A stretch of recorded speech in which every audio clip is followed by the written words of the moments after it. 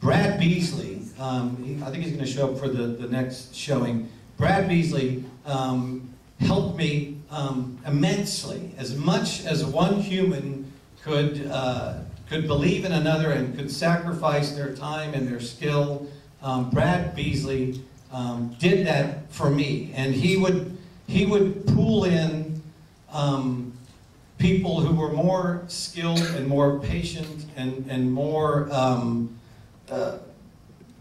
you know, just more good at what they were doing than anybody I thought I would ever be able to trick into helping me make this film.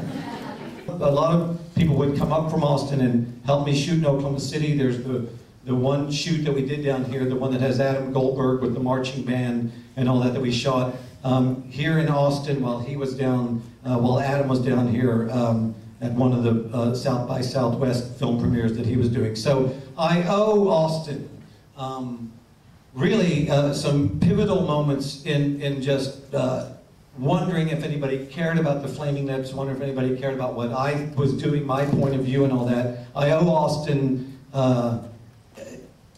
our whole life in some ways. People don't know this, and some of you may not have even been born, but we played with the Butthole Surfers on this. It may have not been this stage, but it was this Ritz theater, I think even as far back as 1986, and so we were always welcomed as just, you know, brothers who lived up the road, because we live in Oklahoma City, by bands like Ed Hall. I don't know if you guys remember the Hickoids, and of course the legendary Butthole Surfers. And really, we played at Stubbs, and everywhere around here you could play, and it's always been, we've always been welcomed in here like as if we came from Austin, but then we can leave when South by Southwest got too overbearing. Whatever. We started really making Christmas on Mars at the very beginning of 2001.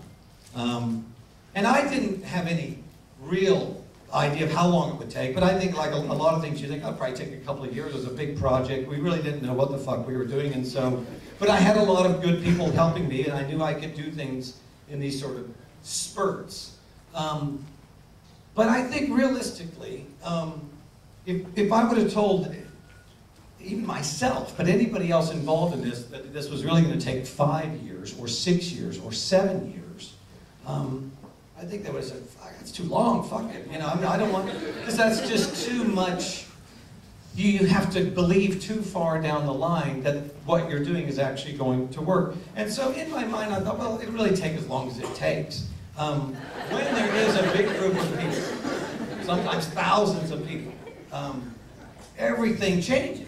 You know, you're energized and you can be caught up in the enthusiasm of even what you're doing yourself. I know it sounds ridiculous, but I know because I see bands. I mean, we'll be on tour sometimes playing with the same group every night, and I'll think, man, they're really good tonight, but they're going to get burned out. Give them a couple of weeks. And if you're playing with a group like Deerhoof or something, they go out there every night and it fucking rocks. And I can say, even though we've been Flaming Lips for 25 years, that thing, you know, that really never gets old. I mean, I say it a lot, but it's like eating food or having sex or something. You know, you do it, and you think, oh, I don't need to do that for a while, but, you know, 12 hours later, fuck, you can do it again. And we want that. We want to know that that energy, even though we're creating it, it rejuvenates us. We played this Christmas show out in LA, K-Rock Christmas or something like that, and there's big, it's a big show, and there's Flaming Lips and Beck and Coldplay, and it sounds good so far, but then Creed played at the very end of it. If you like Creed, I don't care. It's funny either way, all right? But anyway, and it was a long night. In their defense, it was a long night. Whenever we would do shows like this, I always just barge into people's dressing rooms, people who I think, oh, I'll probably never meet them again. I'll just go and say hi and just see what they're doing. I mean, if they don't like me, I'll just leave. I don't care. You know? And you think you'd go into Creed's dressing room, and they're young guys, you know, they're fucking 20 or whatever, and they would just be, we own the world, fuck you, partying. You know, they would just be, we're Creed, and we rule the world, like young guys having the time of their life. And I just barged in through even the bodyguard that was there. And it's just this dark, somber, no fun, everything is serious. Two guys sitting on a fucking dark couch in a dark room with one candle going. And they're just, I don't know what, to me, I expected to walk in there and they were going to offer me some cocaine. I wasn't going to do it, but they were going to offer me. That it would be, fuck, man, you guys rule. And even though I don't like their music, I would get caught up in just them having their time or whatever.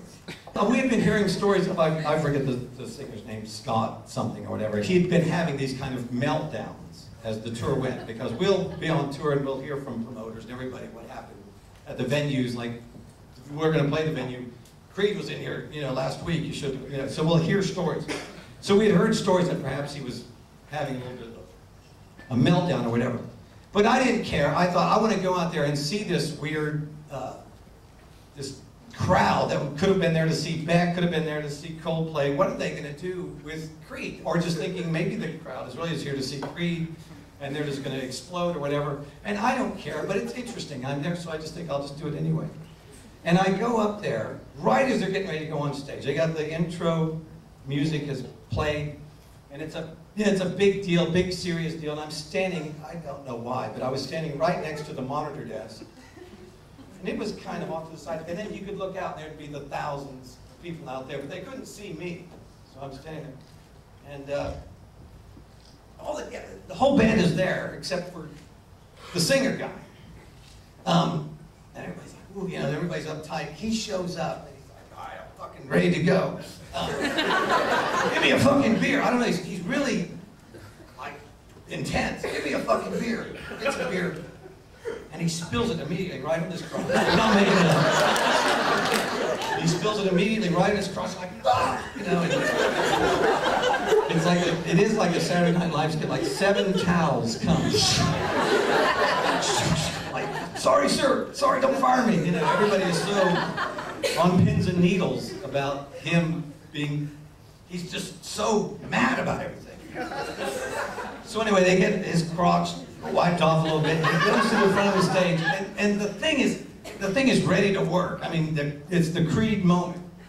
And he's got one of these fucking microphones, and I would think he's Creed. He would probably work with him every night, unlike me, who just turned on. And he goes up there, and did you see the light just go out? Yeah.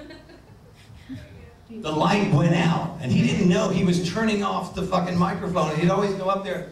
He'd go to the front of the stage,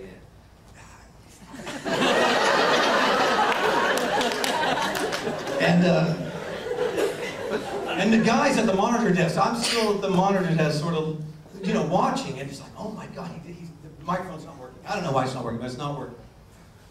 He looks back at the monitor desk, and I'm like, dude, sorry. And he's so pissed to show his lousy road crew, I'll show you. He takes the microphone and throws it into the crowd.